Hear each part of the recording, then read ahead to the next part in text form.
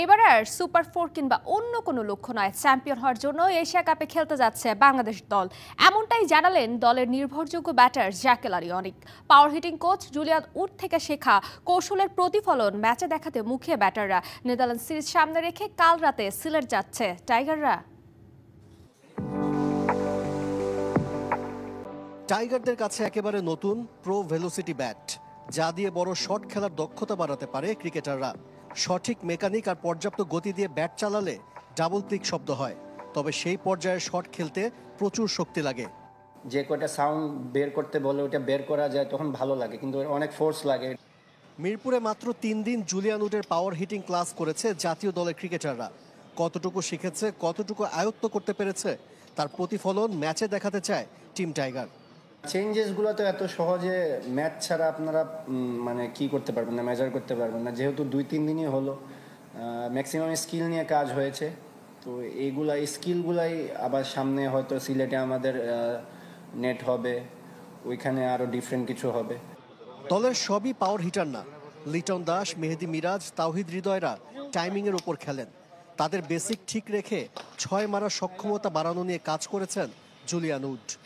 টাইমারদের কিন্তু সে power hitter হতে বলে নাই, টাইমাররা টাইমারই থাকবে। তো তারা টাইমিং করে তারা কিভাবে তাদের মানে শর্টসটাকে আরেকটু 4-5 মিটার 6 মিটার আরেকটু বাড়াতে পারে। তো এটা হলে কি হবে, যেটা আউট হতো সেটা 6 হয়ে যাবে। আন্তর্জাতিক সিরিজ বলে নেদারল্যান্ডসকে হালকাভাবে নিচ্ছে না টিম বাংলাদেশ, তবে মূল লক্ষ্য এশিয়া কাপ।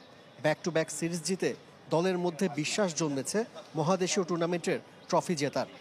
ড্রেসিং রুমে এটা সবাই বিলিভ করে, বিশেষ করে এখন আমাদের যেরকম এনভায়রনমেন্ট আছে, সবাই যেরকম এফোর্ট দিতেছে, ইনশাল্লাহ আমরা সবাই বিশ্বাস করি আমরা এবার চ্যাম্পিয়ন হওয়ার জন্যই যাব।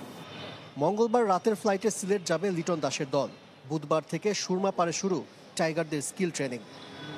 ছক্কা মারতে গিয়ে বাউন্ডারি লাইনে আউট হওয়া বাংলাদেশ ব্যাটারদের ক্ষেত্রে খুবই নিয়মিত। গেল টি-20 বিশ্বকাপে মাহমুদুল্লাহর কথা মনে আছে নিশ্চয়ই। ওই এক আউটেই ম্যাচটা হাতছাড়া হয়েছিল বাংলাদেশের। এই সমস্যা থেকে বের হওয়ার উপায় খুঁজতেই পাওয়ার হিটিং কোচ জুলিয়ান উডে মনোযোগী সবাই। রপ্ত করছে ব্যাটাররা। Bat speed, hand eye coordination এবং শক্তি বাড়ানোই এই ব্যাটের মূল কাজ। ব্যাটাররা বেশ উপভোগী করছেন উডের সাথে নতুন এই অভিজ্ঞতা। যারা টাইমার তাদেরকে কিভাবে আরও 4-5 মিটার ইমপ্রুভ করা যায়। টাইমারদের কিন্তু সে পাওয়ার হিটার হতে বলে নাই, টাইমাররা টাইমারই থাকবে।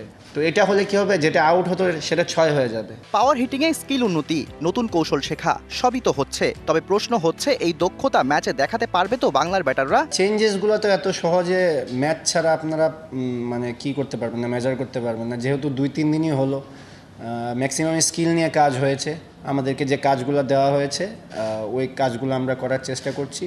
সো এই সুইং প্র্যাকটিসগুলো কিংবা ডিফারেন্ট ড্রিলসগুলো এগুলো অবশ্যই কাজে আসবে।